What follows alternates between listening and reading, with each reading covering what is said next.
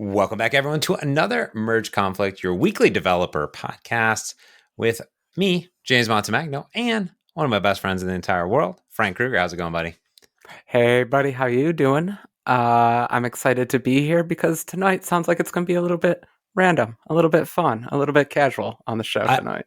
if you're new to the podcast, normally I don't open with an introduction of what the show is and who we are. We usually just go into it, and then at the end we say here we are, which is a little backwards. We kind of Tarantino it, if you will. And I don't know if that's good or bad because I do listen to a lot of podcasts, and a lot of podcasts are like, I bet people haven't been listening for 367 episodes and they probably don't know what this podcast is. So this is a podcast where we talk about some .NET-y stuff, some mobile-y stuff, some AI-y stuff, some developer-y stuff, and some other stuff, and a lot of performance stuff. And last week we talked about some .NET 80 things, 80?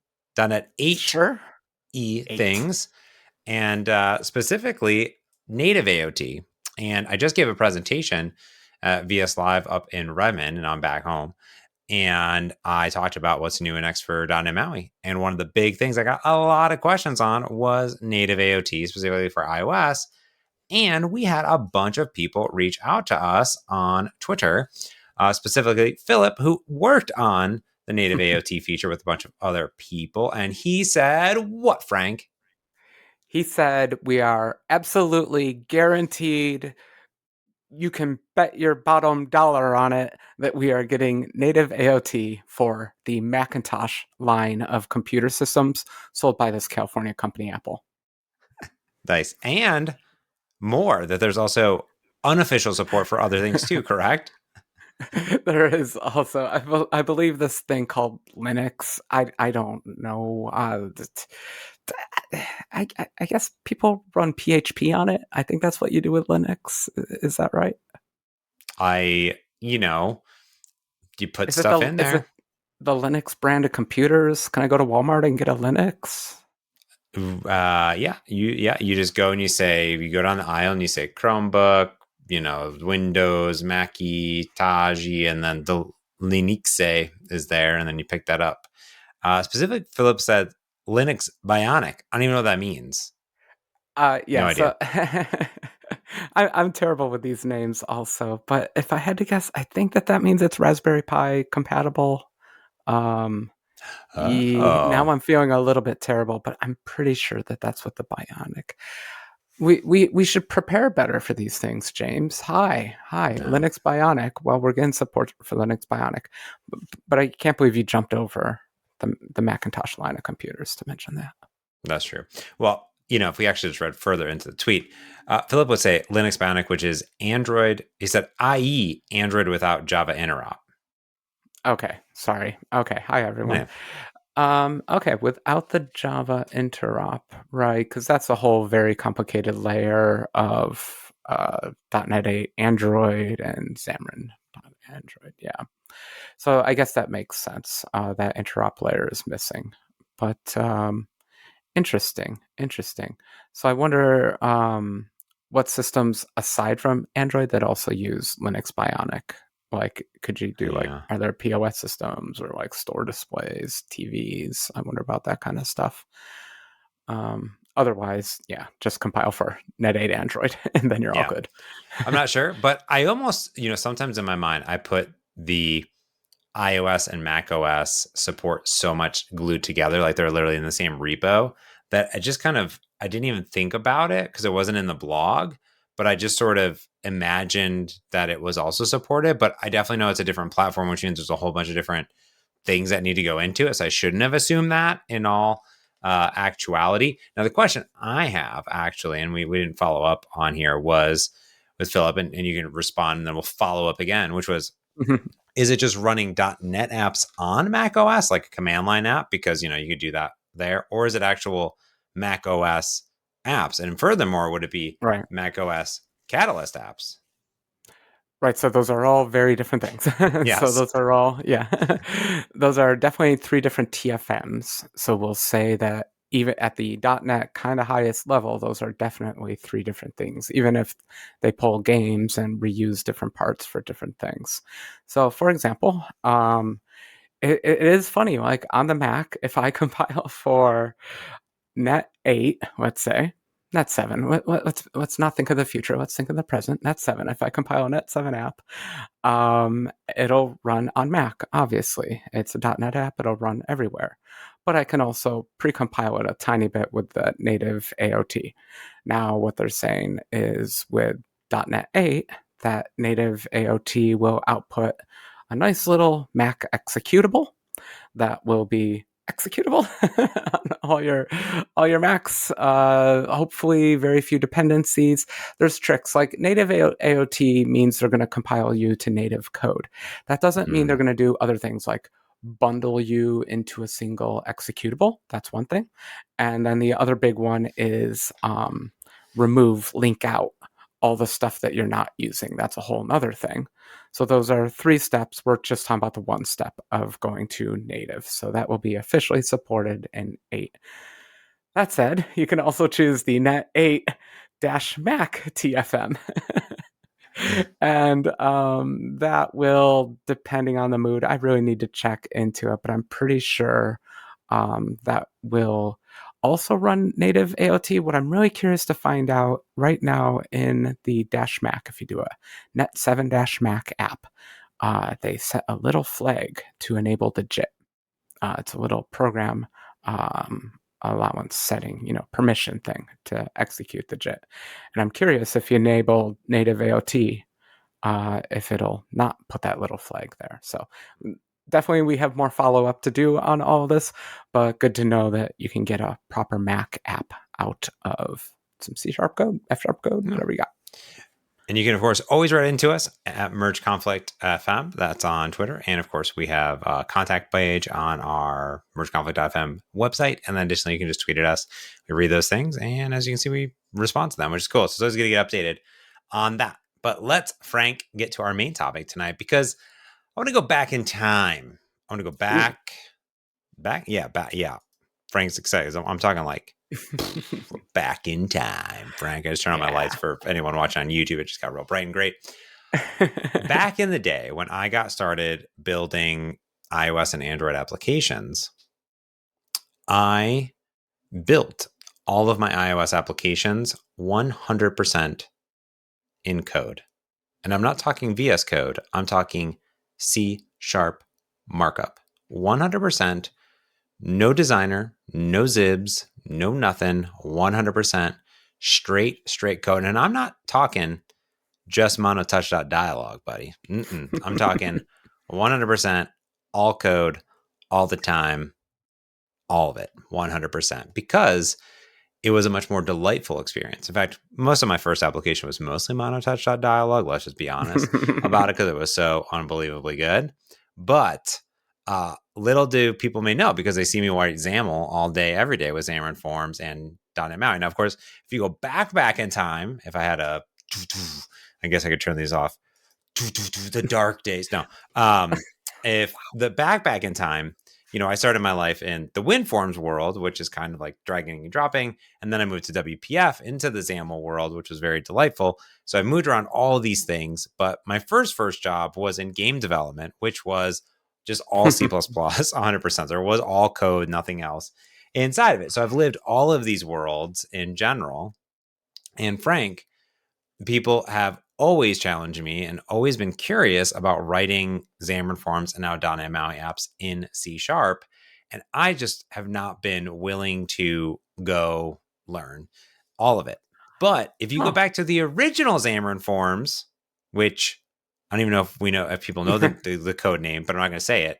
But because I don't think we ever said it out loud anywhere. But it was only C#. There was no XAML.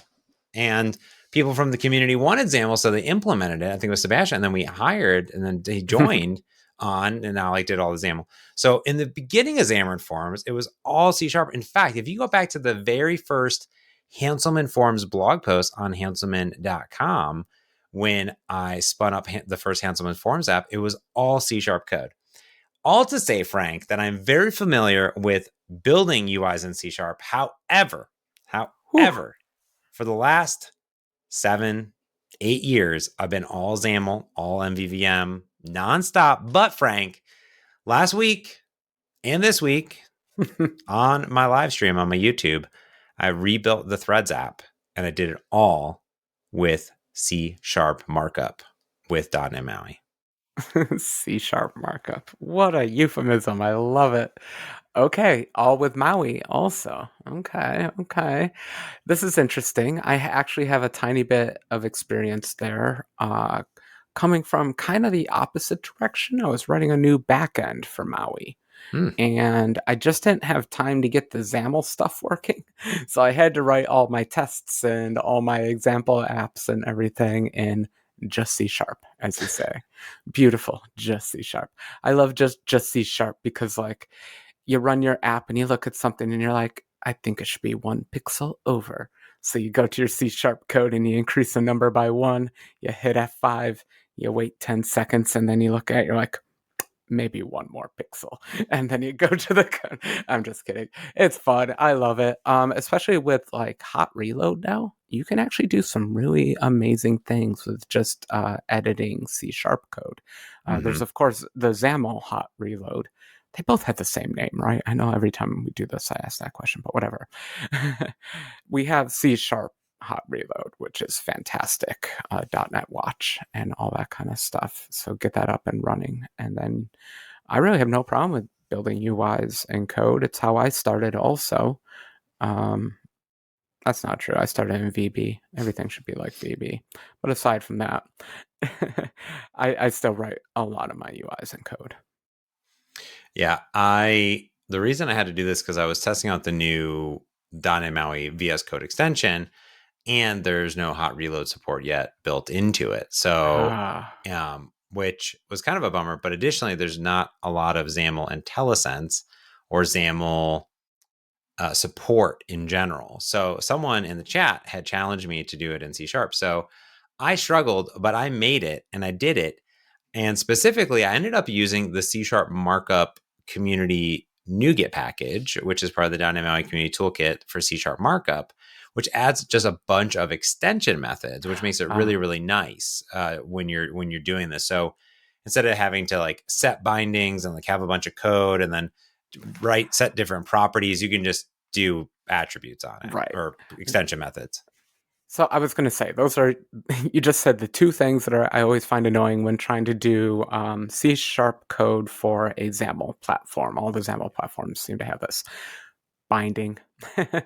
um, Binding is probably the best feature of XAML. It's probably the most important feature of XAML, and it's probably the biggest problem solver. When I'm back to like writing UI kit code or WinForms code, and I don't have binding, all of a sudden I'm like, oh god, right?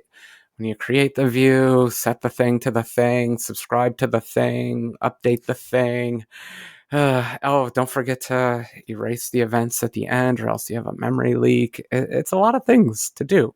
And so Yeah. immediately I miss binding. But even on the XAML platforms, creating a binding from code is not the prettiest thing. I think they have it pretty simple now. I think it's like new binding with maybe only like 8 parameters you have to provide. And it's always a Yeah. ridiculous number of parameters. So it's ugly. So great. Please repeat the name of this library you use that simplifies binding creation. Yes, if you type into the Google Bing's .NET MAUI Community Toolkit, you'll get to the Okay. documentation. And when you scroll to the bottom left, you're going to see C sharp markup. So specifically, the package on NuGet is Community Toolkit .maui.markup. Okay. And I'll put it in the show notes, but additionally, I'll give it to you so you can see it. But you can see some great examples. So, for example, if you're creating and setting the size of something, you can say new entry dot size 200 400, for example, or you might say dot bind, and then you can sort of easily pass in different properties and parameters into it instead of set bind. But it's fluent, right? So you can Yeah. easily build off of it over and over again.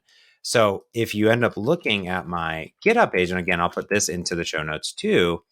I just only made one page because I did struggle bus pretty hard. I'm not going to lie about it. But when you end up looking at my pages, you'll see the main activity page, or sorry, homepage of the application, which I'm going to put in here so Frank can see it as well. I say I mostly struggled a lot with remembering remembering how to create like data templates and things like that from the code behind. But if you scroll Yeah. down a little bit, you'll see me like return the cell, and I can do like create new image and then bind the source property to the name of the, image in quotes, and then dot width 35 dot height 35 dot row 0 dot column 0 dot row span 2 dot center horizontal dot top dot margin. You pass those things in. So it looks pretty nice overall. So it it's pretty, not the prettiest, but it's prettier, I would say. And I was like, okay, once I'm in the flow, especially for the grid stuff, I was like, oh, this is nice. That was the big thing Right. in general. So that was key. I mentioned binding. That's what I was starting with, but I forgot to mention layout is the other one because you have dependency properties, this weird concept that was invented when you're enclosed by a grid. All of a sudden, there's these grid properties that you can set. What's the other big ones like absolute layout and things like that? You also you can set your X, Y, width, and height Mm-hmm. properties when normally you can't do that. Usually, those are computed properties. But it's good to see this library makes it possible. It's really not that bad. You just have to say something like add dependency prop. I forget how you even do it. So good thing. Go use this library. Go use this markup thing. And of course, it's going to be a little bit tricky at first because. So I was thinking, like I said, binding layout. Those are always the ones in my head. I totally forgot about data templates. Yeah, those Mm-hmm. are a little bit nasty from C sharp code. Also, I've certainly done it. Now that you mentioned it, I remember doing them, but yeah, I couldn't do that off the top of my head. So I'm curious. Did the C sharp markup library help with those? Like, if it's fluent, I would think that like you hit dot and then you just kind of search for like what you can do. Yeah. Uh, were you just having difficulty finding the data templates in that? Yeah, I for a while I was struggling. I was like, what does how do I was like, mostly I was like, how do I create and set the item template, for the list view, right? It's not like it's in Yeah. Blazor where it's just like, and here's every item and iterating through them. So I'm like, Mm-hmm. oh, I got to create a new data template, then a type of, and then a thread cell, and then go create that thing. But it really kind of makes it component based because then my cells are a little bit more componentized. And then, what's nice about the code behind is you can easily break those things into little chunks if you wanted to, that you could reuse throughout your application. So it does make it really nice, to do it in the C sharp. And then additionally, one thing I forgot to do, but I remembered afterwards is that our good friend David Ortnow wrote a little blog post not too long ago, but it's called C Sharp UI and .NET Hot Reload, a match made in .NET MAUI. I don't know about the name of the blog, but it's there. But basically, if you're using Visual Studio 2022, you can leverage the .NET Hot Reload in the debugger. But what you do is you do a bunch of reflection to invoke a different method when you actually hit save. So what it will do is you can tell it to call like on navigated basically and rebuild your UI. So he shows how to hack the hot reload system to rebuild your Mm-hmm. UI every single time, which is like really clever. So I'm going to do this in the live stream tomorrow when I'm doing it, but I'm going to set this up. So I was like, okay, because that's the main feature that I think I'm really missing is that hot reload part, Yeah. because we try to do .NET Watch, but I think with .NET Watch, at least from our experience of us trying it, still try to like redeploy the application every single time. Yeah, so I got .NET Watch to work on my Twitch stream, James, Wow, but wow, it fancy. was years ago, and I don't recall exactly the details. Thankfully, I did write a tiny bit of notes for it. Oh, nice. So maybe I'll check my notes and see if I could create maybe a NuGet or something that does it for you. It's a little bit of a trick. They don't like you doing it. You just have to set an environment variable to trick the runtime into going into mode that will accept hot reload correctly. Oh, And then it's just a matter of shipping off assemblies to it in the correct way.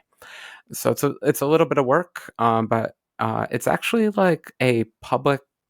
What do I want to say? It's documented. yeah. Like if you go read the docs and go read the code, you can see how it works and you can make it work. And that's what we did. It was a struggle, but that's all to say. I'm sure the tooling will catch up eventually. No problem. Like if a hacker can get it hacked together on a Twitch stream, I'm sure a bunch of Microsoft professionals can get it to work. Uh, that will be nice. It's fun. Sorry, I don't mean to diverge too much, but it was funny to hear that they have their own system of like triggering that on navigated to rebuild the UI. It's funny with hot reload, you come up with those all sorts of those funny little tricks so that when you change a little bit of code, what normally wouldn't happen. Normally, you don't want any triggers to happen, but there's always a few triggers you want to happen. So I feel like there's almost a nice space here for us to Yeah. play around and maybe create a NuGet package to create more triggers for updating our apps with hot reload. Yes, I totally agree. And this is very different in this regard for this type of hot reload that was shown here, because the real hot reload is doing like real diffing, basically, right? Like in general, let's say I have a method and it's, one plus, or, count plus plus, and I change that to count plus equals 10. It's changing that in your, I don't know how that works, memory or something like that, whatever it's doing, magic, right? Man, it's in the memory, it's in the vtable lookups. It's definitely in the vtable lookup. Usually they're swapping out whole methods. Usually the level of granularity is at the method level. So magic trick, swap it out. But with UI, the problem is there's not a method to swap out. So you need something to invoke, Yeah. which is like why when you see MVU style applications, or not even MVU style applications, but other type of hot reload technologies that had come out back in the day for Xamarin under Xamarin Forms, says they mostly were like, oh, do this special thing or write your code here and it will just work, right? So Oh, and I should say, pro tip, in the .NET API, system.runtime, who knows where, there is a global handler that you can register event handlers to that get notify when a hot reload happens, when I forget exact conditions, but definitely for like when you do it from Visual Studio and things like that. But it's yeah, either every time a method is replaced or every time a new assembly is loaded in, something like that. You can register a hook, and in that hook, you could like in UI kit, you could do something terrible. I've done this. You just you ask for the main window, look for every sub view, look if it implements an interface, send a message to it. If it yeah. implements that interface, then every view can update itself when it happens.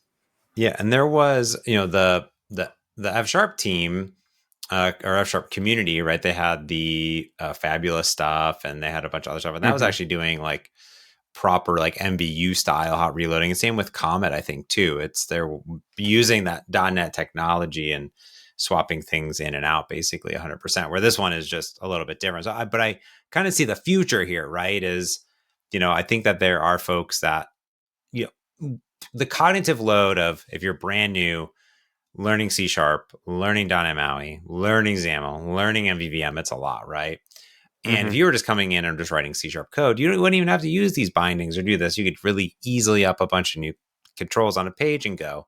But having that iteration cycle of actually just deploying my application, making changes, reloading it, and I don't care if it's blowing away the whole UI and putting it back because I'm just in development. That is what I would love to see kind of go out, and that would be pretty Yeah, rad. so I hope you have good success getting your reloader to work and if you do, try to bottle it up into a NuGet if you can, because Mm-hmm. I'm sure a lot of people would love to take advantage of it. Yeah.